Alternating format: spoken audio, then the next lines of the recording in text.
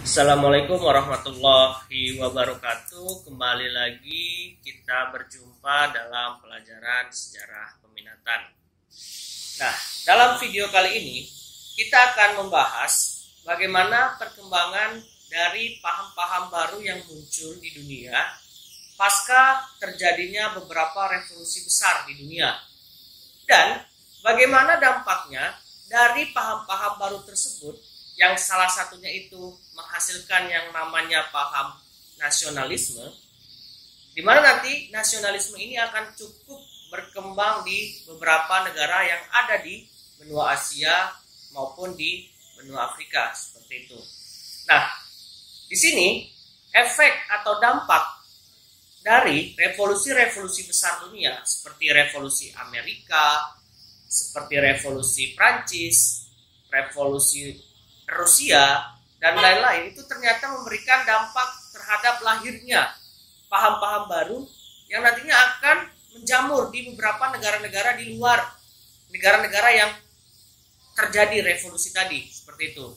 Nah, contoh dari paham-paham baru yang muncul itu adalah yang pertama ada yang kita kenal nantinya paham liberalisme, ada paham sosialisme yang nanti mungkin berujung kepada paham komunisme, juga ada paham pan-islamisme, dan juga ada demokrasi, seperti itu. Nah, itu yang akan kita bahas di video kita pada kali ini. Nah, di sini ada beberapa tokoh-tokoh yang bisa dikatakan sangat memiliki andil atau berperan penting terhadap munculnya gerakan nasionalisme di negara-negara Asia maupun Afrika. Nah, di sini kita lihat ada tokoh Mahatma Gandhi. Mahatma Gandhi ini merupakan tokoh nasionalis yang nantinya membawa India keluar atau terbebas dari penjajahan Inggris. Kemudian ada Dr. Sun Yat-sen yang berasal dari Tiongkok, di mana gerakannya ini nanti merupakan pemimpin dari gerakan revolusi di Tiongkok, seperti itu. Kemudian juga ada Mustafa Kemal Pasha Atatürk yang membawa Turki nanti terlepas juga dari penjajahan Inggris. Tadi Tiongkok juga sama, terlepas dari penjajahan Inggris, seperti itu. Dan terakhir ada presiden pertama kita, yaitu Presiden Republik Indonesia yang pertama, yaitu Insinyur Soekarno, yang nantinya membawa Indonesia membimbing Indonesia untuk terbebas dari belenggu penjajahan Belanda dan Jepang, seperti itu. Jadi revolusi-revolusi besar yang terjadi di dunia pada waktu itu memiliki dampak yang cukup besar terhadap perkembangan negara-negara yang ada di negara-negara Asia maupun Afrika dalam rangka untuk meraih kemerdekaannya, seperti itu. Nah, di sini kita akan bahas mengenai paham liberalisme. Liberalisme jika kita artikan dari bahasa Latin itu berasal dari kata liber, yaitu bebas. Nah, liberalisme itu merupakan sebuah ideologi, pandangan filsafat, dan tradisi politik yang didasarkan pada pemahaman bahwa kebebasan dan kesamaan hak individu adalah nilai politik yang sama. Liberalisme itu muncul karena adanya revolusi Prancis. Nah, tokoh yang mengemukakan atau mencetuskan dari paham liberalisme ini atau mendukung paham tersebut adalah yang pertama ada yang kita kenal dengan tokoh yang bernama Montesquieu, yang nanti dia juga mencetuskan trias politika, eksekutif, yudikatif, dan legislatif, seperti itu. Kemudian ada Jean-Jacques Rousseau, ya, atau mungkin singkatnya J.J. Rousseau. Mereka ini merupakan tokoh dari Prancis yang mendukung semangat liberalisme. Di sini revolusi Prancis ini memunculkan paham liberalisme dalam rangka untuk menjatuhkan kekuasaan monarki absolut yang dinilai tidak mementingkan hak dan persamaan politik bagi setiap warga negaranya. Seperti itu. Nah, itu tadi liberalisme. Yang kedua, ada sosialisme dan komunisme. Nah, Sosialisme dan komunisme ini merupakan dua hal yang berbeda. Pengertiannya hampir mirip, tapi pelaksanaannya berbeda atau pengaplikasiannya berbeda. Nah, sosialisme muncul akibat adanya revolusi industri. Di mana pada saat revolusi industri itu ternyata menciptakan yang namanya kesenjangan dan ketidakadilan dalam masyarakat. Nah, ada sebuah istilah pada revolusi industri yang dikenal dengan istilah kue. Kue itu adalah sebuah kemajuan yang hanya bisa dinikmati oleh segelintir orang kaya saja atau kaum borjuis. Nah, pada saat revolusi industri terjadi sebuah perselisihan antara kaum borjuis pemilik modal dengan kaum proletar, buruh. Seperti itu. Nah, dari hal tersebut nantinya melahirkan paham sosialisme. Nah, sosialisme ini adalah sebuah paham yang menekankan hak kebebasan komunitas dari kemiskinan, ketidakadilan, dan lain-lain. Intinya adalah yang diperjuangkan bukan masyarakat, melainkan individualis, tapi menyeluruh seperti itu. Nah, tokoh dari sosialisme ini adalah tokoh yang bernama Karl Marx.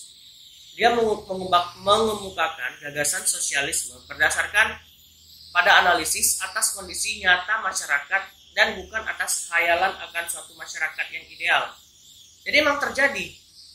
Makanya nanti kita kenal dengan May Day. Itu merupakan pengamatan atau analisis Karl Marx terhadap kejadian yang terjadi di Eropa pada waktu itu.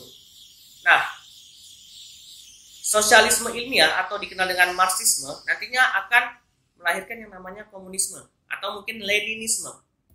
Leninisme atau Vladimir Lenin, tokohnya, mewujudkan gagasan Marx dengan tindakan nyata lewat ideologi komunismenya. Di tangan Lenin dan pengikut-pengikutnya, gagasan sosialisme diradikalkan dan menjadi pedoman resmi praktik-praktik bernegara. Jadi, kalau misalnya bisa dikatakan, komunisme itu merupakan penyimpangan dari paham sosialisme. Sosialisme itu suatu paham yang mementingkan kepentingan anggota masyarakat, bukan hanya mengedepankan kepentingan individualistis seseorang, seperti itu.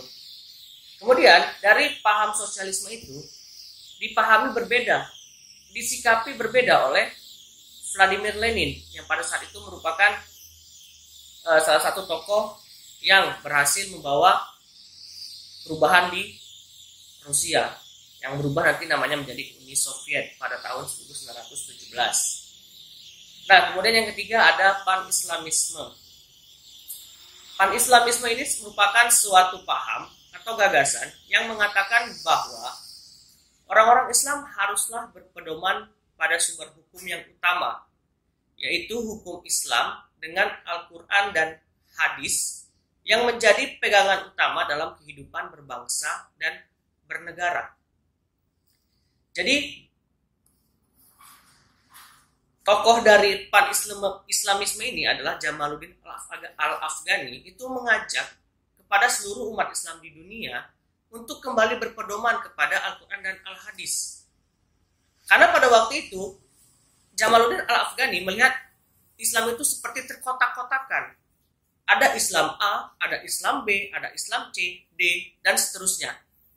Nah, jadi Jamaluddin Al-Afghani ini mencoba untuk mengembalikan pemahaman kita bahwasannya setiap umat muslim, orang-orang Islam di dunia itu harus berpedoman pada sumber hukum yang utama. Apa sumber hukum yang utama itu? Ya tadi, Al-Quran dan hadis. Seperti itu. Jadi Jamaluddin Al-Afghani ini mengajak kembali. Karena melihat fenomena pada waktu itu di Eropa atau di Asia Tengah waktu itu, adanya pengkotak-kotakan dari Islam itu sendiri. Seperti itu. Kemudian ada paham demokrasi.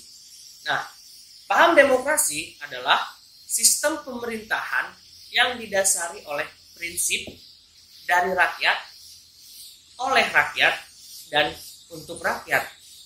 Dan itu memberi ruang yang sebesar-besarnya bagi individu untuk terus berkembang. Jadi tidak ada lagi yang namanya pengekangan, dan lain sebagainya. Jadi di sini demokrasi itu mengedepankan yang namanya HAM, hak asasi manusia. Nah, dalam demokrasi, sistem pemerintahan demokrasi itu kita bisa lihat dibagi menjadi 3 bagian. Yang pertama ada bagian eksekutif, ada bagian legislatif, dan bagian yudikatif. Nah, dalam sistem pemerintahan demokrasi, ketika bagian ini saling mengawasi satu sama lain, seperti itu. Jadi, demokrasi itu merupakan salah satu paham atau salah satu sistem pemerintahan yang banyak diterapkan di negara-negara di dunia. Bahkan di negara kita, Indonesia sekalipun, itu menerapkan sistem demokrasi. Jika Indonesia tidak menerapkan sistem demokrasi, tidak akan ada yang namanya pemilu untuk memilih presiden dan wakil presiden. Jadi tinggal memilih. Kamu jadi presiden, kamu jadi wakil presiden, dan lain sebagainya. Tapi kan dengan adanya sistem pemerintahan demokrasi, maka rakyat memiliki ruang yang sebesar-besarnya untuk memilih dan juga untuk dipilih. Seperti itu.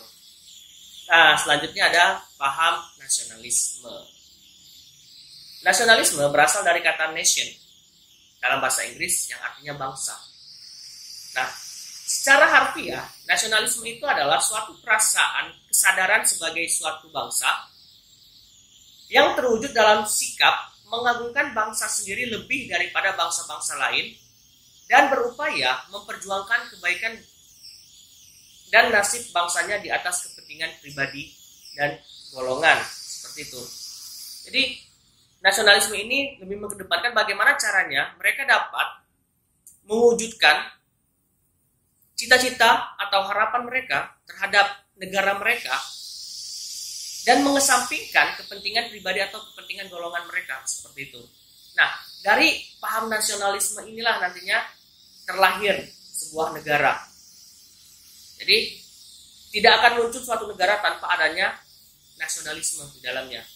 Jadi nasionalisme itu melatar belakangi proses lahirnya suatu negara. Seperti itu. Oke, video kita pada kesempatan kali ini cukup sekian. Perkembangan paham-paham baru ini ternyata memberikan dampak yang luar biasa bagi seluruh negara-negara yang ada di dunia. Terutama negara-negara yang akan kita bahas di dalam video kita berikutnya di benua Asia dan juga benua Afrika. Nah, dari penjelasan tadi, jika ada yang ingin ditanyakan atau ada hal yang kurang jelas, bisa kita diskusikan sama-sama di bawah, di kolom komentar ya. Dan jika ada penjelasan dari saya yang kurang berkenan dan miss dari fakta sejarah yang seharusnya, mohon maaf yang sebesar-besarnya. Dan kita berjumpa lagi di video-video kita berikutnya. Tetap semangat dan jaga kesehatan. Salam Historia.